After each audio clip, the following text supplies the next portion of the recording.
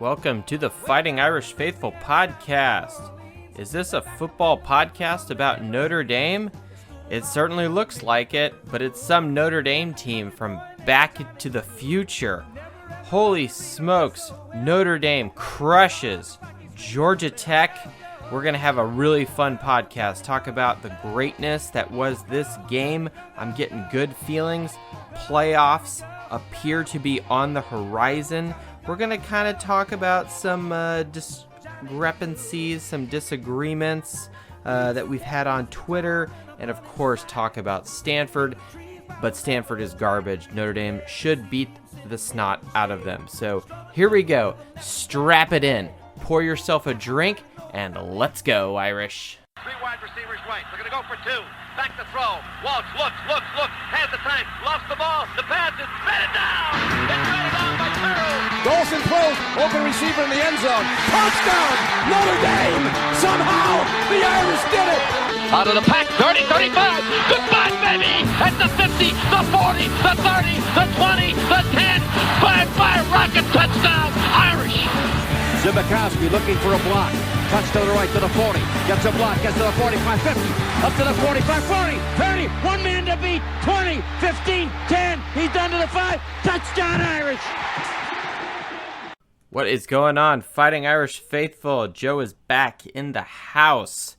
Thank you for making me part of your work commute, your just work, your housework. Doesn't matter. I'm happy you're listening to me. Thank you for joining the Fighting Irish Faithful podcast, a podcast sponsored, actually we're not sponsored, but powered by spreadsheets and scotch.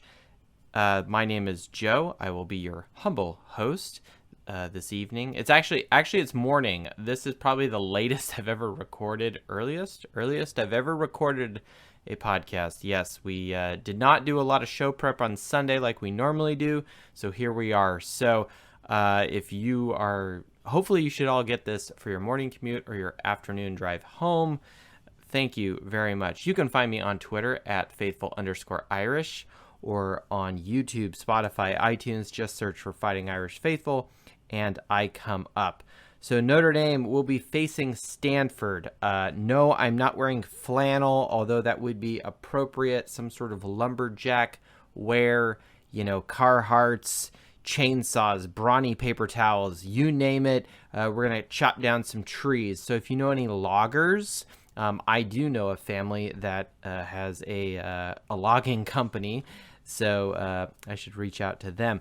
I don't think they like Stanford either. But anyway, let's get into this. Before we do anything, though, we are going to start with the Twitter shout-out. And as to my buddy, Mike Sloan. Mike, you had vacation last week. Welcome back to the working world like the rest of us. But safety and I hope you have a good work week. But anyway, why is Mike the Twitter shout-out? First, let me back up. We do traditions on this podcast. Number one, we drink scotch. Okay. Then we talk about Notre Dame football. And when we talk about it, we use stats and numbers, and usually it involves a very large Excel spreadsheet that I write all this stuff down, look at the data, analyze it, and then produce this. But then we also do two other things. We give a toast to someone on the coaching staff, player. We even did a trainer once. But then we also give a shout out on Twitter. Now, it's very subjective. It's whatever made me smile, laugh out loud. And this week's Twitter shout out to Mike Sloan is one of the funniest things I've ever experienced on Twitter. Now, last week, when Logan Diggs had his hurdle in the previous game, I made a comment on the Twitter that he had some sort of, jump in the air skis, kind of like he's, in the Olympics or something. To which the 5'0" pod, which is kind of getting a half shout out this podcast here, but 5'0" pod went and described, Logan Diggs' hurdle as more of a Dukes of Hazzard hood slide, which I absolutely loved. It was a favorite show of mine as a child, right? Loved it. Would love to get a General Lee, but I don't have the money, capital, and we have a baby in the house. So money is going to other things like college funds and diapers. But anyway, Mike Sloan, upon hearing this, he ended up tweeting me and photoshopped Logan Diggs jumping over random shit. There was a Notre Dame semi-truck. There was him looking like he was skiing down, the Super G on some mountain. But the best by far was he photoshopped him doing a hood slide over the General Lee, and I absolutely just lost my mind. It was by far the best day on Twitter I've ever had, and I had kind of a rough work week. So, Mike Sloan, you should take more work off so you can have more fun on Twitter because I'm enjoying it. So good job to Mike Sloan, Schlante. Now, let's get into this game versus Georgia Tech. I mean, who did not like this game? It was absolutely amazing. The game starts, right? It's senior day. We want to honor the seniors. We want to send them off with a big thanks. Kelly had a lot of praise for them, and they deserve a ton of praise. And upon receiving the kickoff, because that's what we like to do, Tyree gets the ball. Now, as soon as he starts his break, I just knew there was some electricity, and I literally started shouting at the TV. I'm doing my best, Gus Johnson impersonation. Tyree! Whoa! Tyree! Can he get there? And then, of course, he was tackled. But he ends up going 51 yards on the opening kickoff. I mean, I was just loving it, okay? And unfortunately, we get sacked like 2 plays later, even though Kevin Austin had a good reception on that first drive. I mean, but, we get a field goal. But then on the following drive, okay, there's a turnover. It's the pick six. It's absolutely wonderful. It's to Jack Kaiser. He returns at 43 yards on Georgia Tech's first possession. And then later on in the third quarter, Myron Tagovailoa-Amosa, a 70-yard scoop and score. So amazing. 2 huge turnovers and 2 huge points. Just momentum killers for Georgia Tech right off the bat. And again, in the third quarter when they had a good drive going, we just destroyed them. It was absolutely wonderful. So we're going to go to right away. The toast of the evening does go to Jack Kaiser and MTA, Myron Tagovailoa-Amosa, one of my favorite players on our defense, not Kyle Hamilton, but he's injured, right? So, but MTA, our Polynesian prince, you are just showing the heart of a lion. You are a warrior. It was so great to see your scoop and score, something we've been longing to see, and it's really great. The most effective turnover points, what have you, since the Wisconsin game. So to these guys, cheers. Now, other good things in this game. Logan Diggs, 2 touchdowns, 1 rushing touchdown, 1 passing. Now, every time now, because of my buddy Mike Sloan, when Logan Diggs is going to score or do a hurdle, I'm totally going to be tweeting out gifs of the General Lee, jumping over Roscoe P. Coltrane's sheriff car. I mean, it's going to be awesome. So Kevin Austin, 2 receptions for 89 yards. I mean, this is gaudy. This is like there's gold and amber just dripping off the walls here. Like it's crazy. The defense blanks out Georgia Tech, right? This is the 3rd week in a row. I know everyone's heard this, but I'm going to repeat it because it's worth mentioning. 3rd week in a row, our opponents do not score a touchdown. Now, granted, we have Navy, we have Georgia Tech, right? These aren't the best opponents, but still, no touchdowns for our opponents. And hey, what do I say? We talk about stats. The most important stat, scoring touchdowns. The number of touchdowns a team scores. And Notre Dame is dominating that by, quite frankly, not allowing your opponent to score any touchdowns. So, good on you, Notre Dame defense. Amazing. Our yards per point, it's another stat I always bring up, but it's an efficiency of our offense. It was 9.3. It's the best it's been since the Wisconsin game. 9.3 yards and you score. I mean, that's amazing. Better than the quote Charlie Weiss, average 10 points or 10 yards and you get a point, right? So better than that. National champions average 11.88 yards per point, and that's over the last 10 years. So better than that. Very good efficiency, and certainly the points off the turnovers help with that. 55 points scored. Who can't be pissed about that? And a shutout. But 55 points scoring margin. It is Brian Kelly's highest margin of victory he has ever had at Notre Dame. Really great to see. Really great to see with sending the seniors out with just a complete ass kicking here at home. Last home game for this season. So absolutely wonderful. This is also Brian Kelly's 5th shutout. His last shutout was in 2019. The freshmen, the seniors, all these guys got to play, run out of the tunnel. It was amazing. Now, I want to also throw some love out to our running backs. I talked about Tyree. We'll talk about Kyron Williams in a few minutes here. Logan Diggs, he's doing Dukes of Hazzard hood slides, right? This is amazing. But Audric Estemi, I hope I'm saying his name right, but he just jumped out, kind of had his coming out party in this game. I mean, his first carry, he just cradles it in his arms and he just runs straight. He doesn't bother juking or getting out of anyone's way. He just lowers his shoulder, runs between the tackles, makes a hard cut. It seriously looked like Jerome Bettis. It was wonderful. I was so excited to see him come out in the fourth quarter and just dictate and dominate. And Notre Dame could have put on more points, but we're already killing them. 55 points. We're destroying them. Beating any team by over 40 points is totally fine. So, we were on pace, I think, to score 80 or something by the time halftime was over, right? If we had just really kept our foot on the accelerator and not let up. But hey, this isn't the Fast and the Furious. It's Notre Dame football. And, we didn't score any points in the fourth quarter, but quite frankly, I'd rather see the seniors, rather see the freshmen get tons of playing time. Those guys deserve it. And taking Notre Dame now to 10-1 on the season, we are looking absolutely fantastic. Fighting Irish faithful. The AP right now has us at 5th. So does the coaching poll. Most likely the playoffs were going to put us at 6th, but we'll talk about that in a few minutes.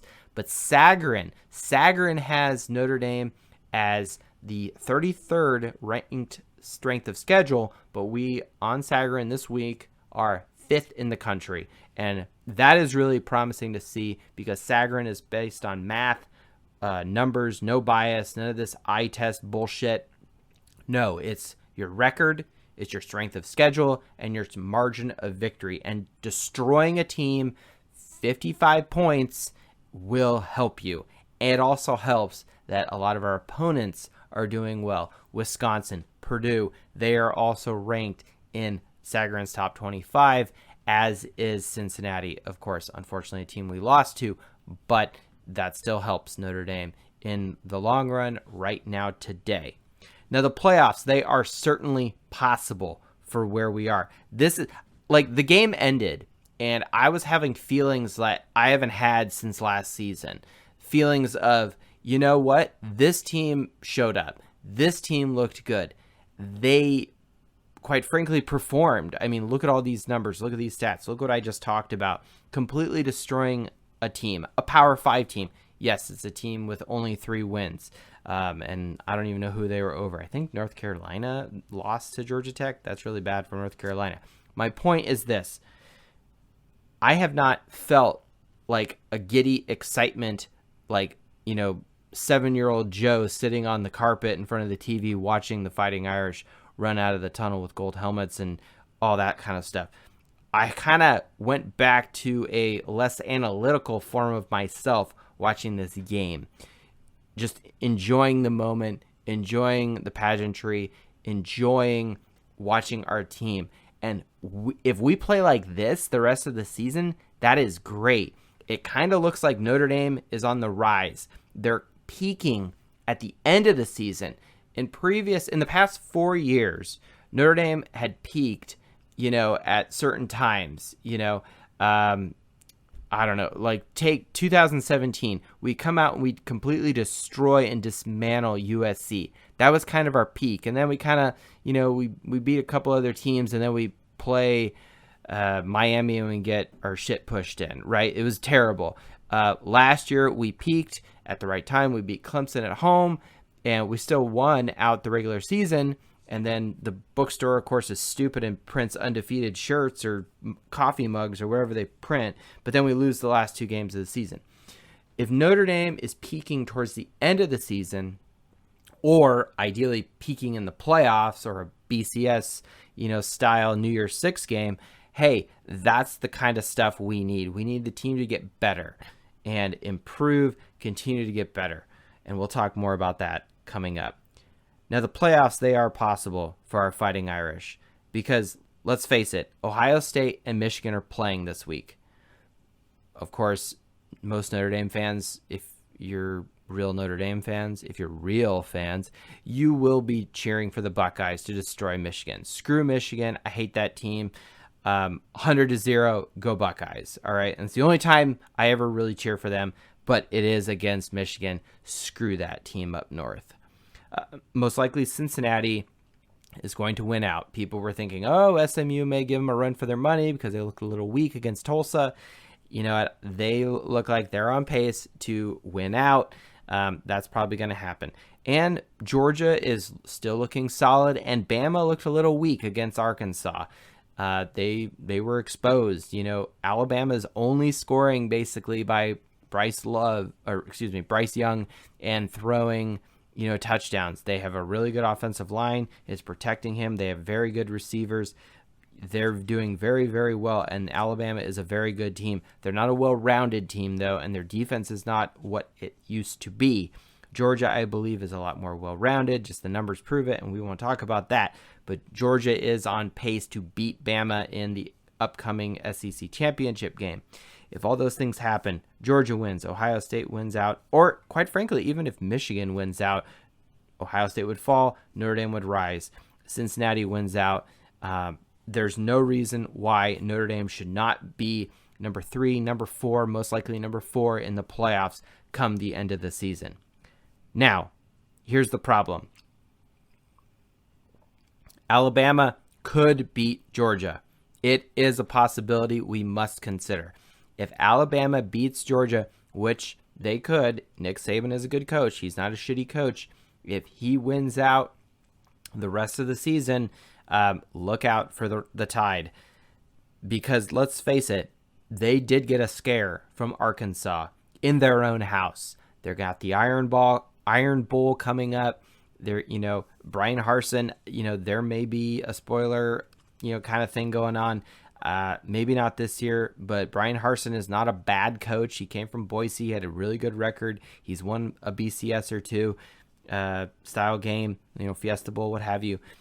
Harsin does it, and quite frankly is performing well in his first season in the SEC West. So credit to him. And Bama could beat Georgia. It is possible. Georgia, falls on their face. Bama plays up above where they are. We could see 2 SEC teams in the playoffs at the end of the season. If that happens, you would have Georgia, Alabama up there. If Cincinnati continues to win out, you know what? And whoever this Ohio State or Michigan team is, they'll probably get in too. And so then Notre Dame would probably be looking at 5 or 6 in their final ranking. So I really think the season for playoffs, it really will hinge on the SEC. We give the SEC shit. They play, Little Sisters of the Poor and Bethane Cookman and, who knows who they play. And, they're FCS teams. And we don't like that. It's terrible for strength of schedule. And they get an easy win on their record. But let's face it, it's allowed. The SEC is a good conference, and anyone who thinks otherwise is smoking crack. But Notre Dame could be looking and going to like a Sugar Bowl or some other New Year's Six Bowl if Bama wins out. That's just fact. I really think Notre Dame's future in the playoffs depends on if Bama wins out. But Michigan State lost. They're out. Oregon lost. Out. Utah wins. Good for you guys. Ohio State completely crushed Michigan State. It was quite embarrassing. Funny story. So I had to do some yard work, closing down the garden and raking some leaves or what have you. And I'm like, oh, I got to get in and watch this game. And before the noon kickoff game, my brother-in-law texts me. He went to Pitt, right? But he texted me and said, hey, what do you think of this Michigan State and Ohio State game? And I said, I think it'll be close, but I think Ohio State will pull it out in the end, and they'll pull away. And then, about an hour later, I checked my phone, right, because I've been doing yard work, and then I'm like, oh, and I text him back, never mind, I was wrong. So I will always admit when I am wrong on this podcast. So there you go. But anyway, if you go back to last week, let's move on here. Last week's podcast, I mentioned that I would compare Kyren Williams. I got the notes right here in front of me. Kyren Williams, I would compare him to Notre Dame greats as far as his where he is as a running back relative to historical great running backs at Notre Dame. But before I get into that, which is kind of timing and interesting, I got into a little, I wouldn't say a Twitter fight, but it was clearly a disagreement. So Pete Sampson, respect the guy. He's a journalist. He's a professional, right? And he carried himself very professional. And I thought I did too. I didn't, resort to just, social media name calling and kind of nastiness. Social media can be kind of an unfriendly place, but let's face it. Pete Sampson had a tweet, something about how Kyren Williams was not a top 10 semifinalist for the Doak Walker Award, which is given to the top running back in the country. Pete Sampson believes Kyren Williams should be a top 10 finalist. Now, me being me, not just to be difficult and have Italian heritage and just want to get into an argument with someone. No, I pointed out, said, hey, look at the numbers, look at the stats. He is, today, at the time, he was ranked about 34th in total yards and 31st in total touchdowns scored for the season. But I basically pointed out that Kyren Williams was in the 30s of total touchdowns scored, total yards scored, in yards per game, that sort of thing. I did not think that Kyren Williams belonged in the top 10 because he wasn't in the top 10 of his statistics. So why would Kyren Williams? Yes, he's our running back. I love the guy. He's great. He's wonderful. He's a leader. He brings so much energy, and he truly is the best player on the offense right now, bar none. Okay. Without him, we may be looking at a different record right now. My point is this. I quite frankly was looking at stats and numbers, and I got so much shit on Twitter for just pointing out facts, data, and information. I got the responses I got were so subjective and superficial. People were like, just look at him. Of course he's good. Or he's dangerous. Like, what is this, Top Gun? He's dangerous. No, Maverick is dangerous. All right. Kyren Williams is effective. Okay. But he's not effective enough because his O-line was shit for the first 5 games. So what do we want to say? Pete Sampson was saying something about how Kyren Williams has caused many missed tackles and many long runs. And yes, I agree with this, but I didn't bother scrolling the internet to try to figure out how many missed tackles, he had caused, or how many runs over 50 yards for touchdowns he had versus all other running backs in, college football, Division I college football. But he described Kyren Williams as having an alpha personality. Now, I hope that's not toxic masculinity. although I don't think such a thing really exists, especially in football. But my point is this: dangerous. Just look at him. Alpha personality. These are not actual metrics that do they really impact what happens on the field? You guys decide that. But look, I love the guy. Kyron Williams is great. Our team is totally better with this guy.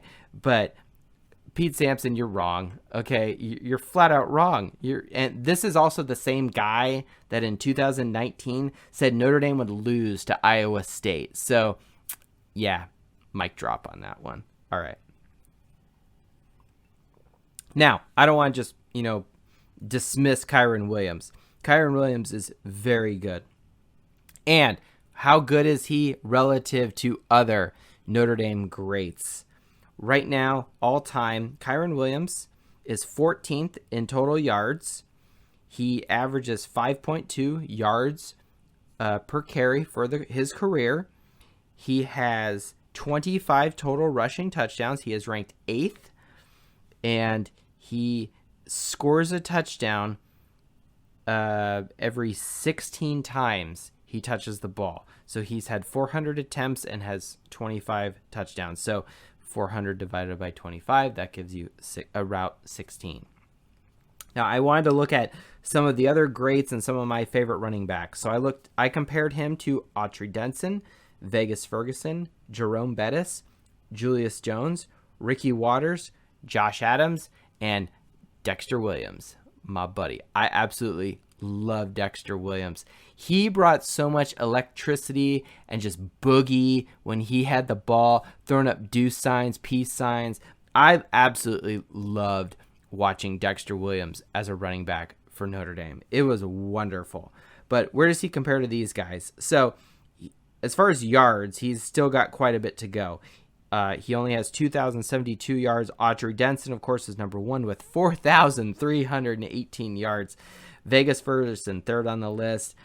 Jerome Bettis is 18th, so he's past Jerome Bettis. He's also passed Ricky Waters and Dexter Williams. But Josh Adams, 3,200 yards. Julius Jones, 3,000 yards. It's not even close. Now, as far as yards per carry, Kyron Williams sitting at 5.2. He is only behind a couple of guys. He's behind Jerome Bettis, who averaged 5.7. Ricky Waters, who averaged 5.6. One of my favorite running backs as well. Dexter Williams averaging 6.4, and Josh Adams 6.7. So of this list I looked at, Josh Adams had the most yards per rush. And that's probably because in 2017 he was just getting these massive holes and just going down the field like he was in some Western movie flying off into the sunset. It was great. Now, total touchdowns, most important stat, and rushing touchdowns specifically. Number one, pop quiz here. He's not on my short list here of my quote-unquote favorites, but he does deserve this respect and this honor. Who has scored the most rushing touchdowns in Notre Dame history? Alan Pinkett. He has 49. Now, Autry Denson is second on the list. Vegas Ferguson is third, 43 and 32 respectively. Bettis, 27. Julius Jones, 26. Ricky Waters, 21. And Josh Adams and Dexter Williams both had 20, whereas Kyron Williams, 25. So he has surpassed Ricky Waters, Josh Adams, Dexter Williams, but he's just behind Julius Jones. So that most likely will happen this season. And go back to earlier episodes, I predicted he would break into the top 5 of running backs for touchdowns scored all-time rushing. So good on you, Kyron Williams. Now, the last stat I wanted to look at was touchdowns per attempt or attempts per touchdown. How many times is the ball handed off to said running back and then he scores? So Autry Denson, 19.8 touches per touchdown. Vegas Ferguson, 21 flat. Jerome Bettis, 12.5, the best of this short list. Julius Jones, 24.4. Ricky Waters, 15.4. Josh Adams, 24. Not surprising, okay, because of the 2016 season. But here's the deal. Dexter Williams, 12.9. Absolutely amazing. He's up there with Jerome Bettis. Now, Kyron Williams is sitting at 16, so he's kind of middle of the pack. He's not as good as Ricky Waters and certainly not as good as Dexter Williams as far as efficiency of every time you hand the ball and you get in the end zone, but he's better than Autry Denson. He's better than Vegas Ferguson. He's better than Julius Jones. These are really, really good stats. So Kyron Williams deserves tons of credit, and where he is among Notre Dame greats, he should be part of that conversation. If you wanted to give out an award for top 10 running backs, Pete Sampson, hey, put him on that list. He looks like he's cracking into that top 10. Now, all right, let's get a little sober here as we sip on some scotch. Could Notre Dame lose to Stanford? I mean, really, the numbers say absolutely not. No way in hell, and I'll describe that in a few minutes. But earlier in this season, when Notre Dame's rushing was garbage and Kyron Williams was not scoring touchdowns because the O-line was crap and the defense was a little, it made us a little nervous. I don't really like, having a close game with Purdue and Toledo, right? But beginning of the season, Stanford beat both Oregon and USC, and arguably two teams that are really good. And these teams have much better talent than Stanford. USC, their talent, 23.8. Oregon, 9.25. Stanford's talent, 30.75. Now, what's Notre Dame? It's kind of in between both Oregon and USC. Notre Dame's talent, 13th ranked over the last 4 years. Stanford, 30. But I wanted to look at what are some of the statistics that jump off the page and why Stanford beat both Oregon and USC. And what's crazy, when you just look at the numbers, anything from rushing yards to, time of possession or completion percentage, turnovers, whatever, some of these things just don't make sense. But here's the deal. The consistent piece is turnovers.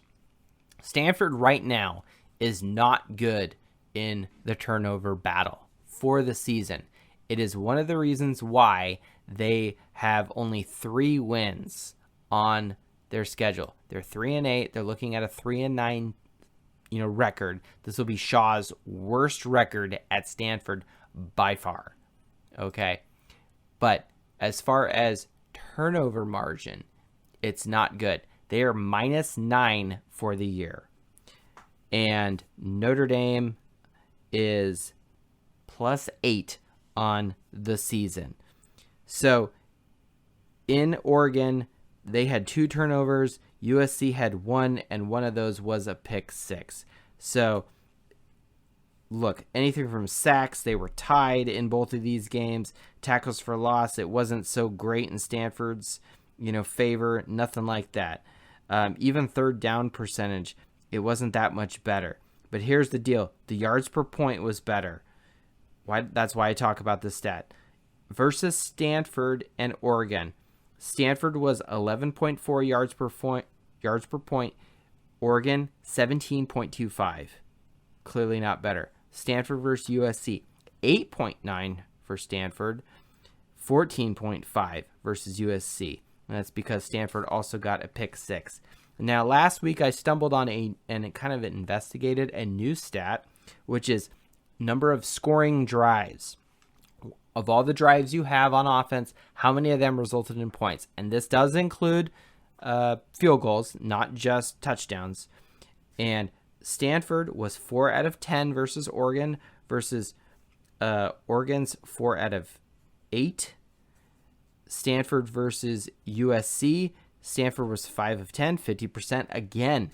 But then USC was 5 of 11. So again, the opportunities they had to score and put points on the board, not punt, not have a turnover down, not have a turnover, whatever. These are the things that happen. Now, what doesn't make sense is, rushing yards, for example. In both of these games, USC and Oregon both had more rushing yards. Yards per carry, it was better for USC and Oregon. Total yards. Stanford lost on yard points, but on the scoreboard, it didn't happen, right? These are the kind of things that people are like, whoa, look at this. No, This is why when I do look at stats, I don't just look at yards. Yes, it helps. Yes, it matters. You have to move the ball down the field.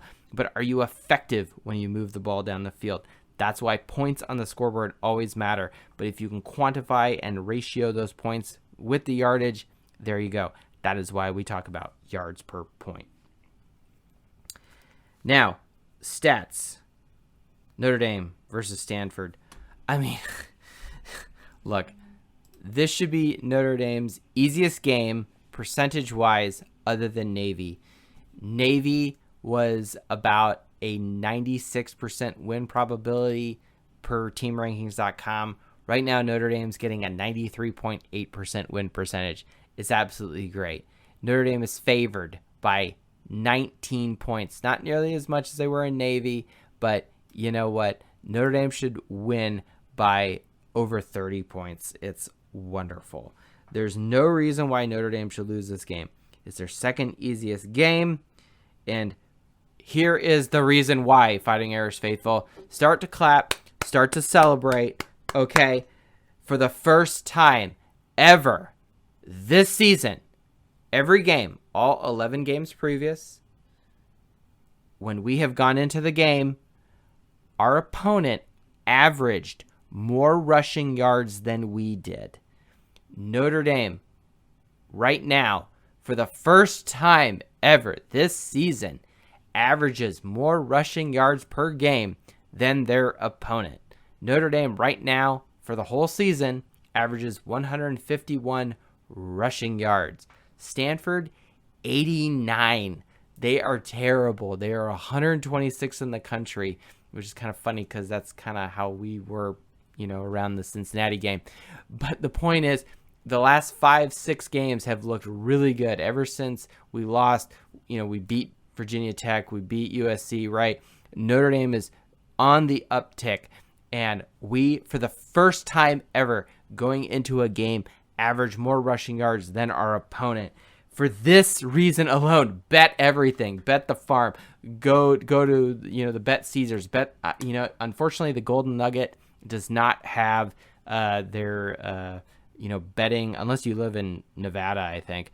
But you cannot bet the Golden Nugget here in Indiana yet. But Caesars, MGM, Bet Rivers, whatever you got, bet on Notre Dame to cover the spread.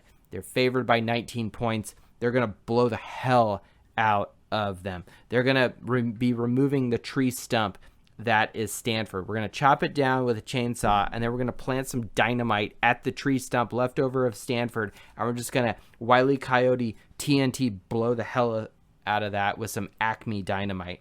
It's going to be wonderful. Notre Dame also is better than Stanford in the top 12 stats. Last week versus Georgia, Notre Dame was better than Georgia in the top 8 stats. Total offense, Georgia Tech was better than Notre Dame. But this week, we go all the way down to the top 12. The first stat that Stanford is better at than Notre Dame on average for the season is passing defense. They rank 30th. We rank 50th. But total touchdowns, scoring defense, total defense, scoring offense, rushing touchdowns, rushing defense, passing touchdowns, etc., etc., etc. We are better than them by far. And the greatest disparity in all these stats is Notre Dame's best stat, sacks per game. Notre Dame is 4th in the country, 3.46 stats per game, which is tied with Georgia. Everyone's so excited about Georgia's rushing game and their rushing defense and their, men up front, which are good. Georgia has really great defenders. But on average for the season, sacks per game, Notre Dame is tied with Georgia right now. We're ranked 4th in the country. It's our best stat. And Stanford, 115th. It's terrible. It's a spread of 111 teams between us. That's the Grand Canyon right there. Maybe it's more like the Marianas Trench. I don't even know. But we should absolutely kill Stanford. All right. If you live in the Bay Area and you just want to watch Notre Dame, go to this game, okay? They're going to kill them, all right? Stanford sucks, okay? They're so bad this season. You will not see Notre Dame beat Stanford like this ever in your lifetime. Stanford, this is very uncharacteristic of them in the Shaw era. I don't know what's happened over there. Maybe it was COVID. I don't know, but I don't care. Shaw and his smug, grinny face, we're going to smack it and smack them around when we go to them. Look, I don't hate Stanford. I actually respect them in the sense of their academic institution. It's a very smart school, place, people, right? Okay, they have very high academic standards, and so I respect them for that. Okay, it's like the Yale of the West Coast, right? Fine. And it's a nice campus. It's very pretty. But here's the deal.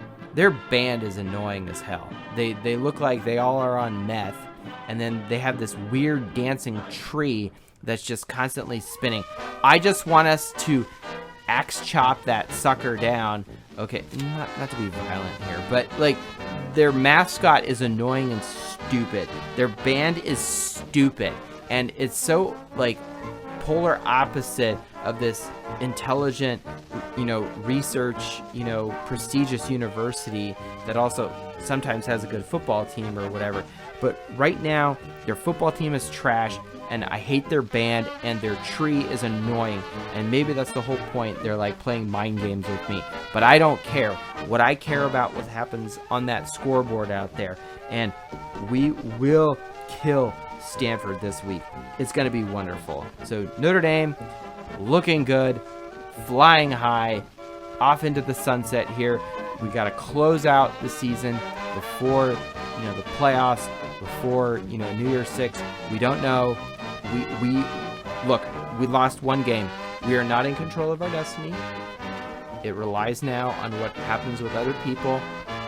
The poker chips, the cards, they'll fall where they land, and we'll see if Notre Dame ends up in the playoffs, Fighting Irish faithful. So keep the faith, but let's root for our Irish one more time for the regular season. There's at least 2 more games this season. 1, 2, maybe 3 if we make the playoffs and we win, which would be amazing. We play for a title. But guaranteed 2 games left. Think about that. 2 games left. Wow. I'm very thankful for this season, the joy it has brought. Right now we're very close to an 11-1 season. First time that has happened since 1993. Absolutely wonderful. Cannot complain. Thank you everyone for joining me. Have a wonderful, safe Thanksgiving. If you're traveling, be very careful of traveling, but enjoy time with your family, your friends. I'm thankful for all of you, my audience, who pop me in. And if you need 5 minutes from your family, with Thanksgiving chaos, what have you, hey, you can always pop me in on your phone, put your headphones in, right? I'm always here. Play one of the old stuff. You'll find some good stuff. Or, quite frankly, just show up at your family's house with a big bottle of scotch and tell them Joe from Fighting Irish Faithful sent you. Thank you, everyone. Have a good night. Happy Thanksgiving. Go Irish. Beat trees.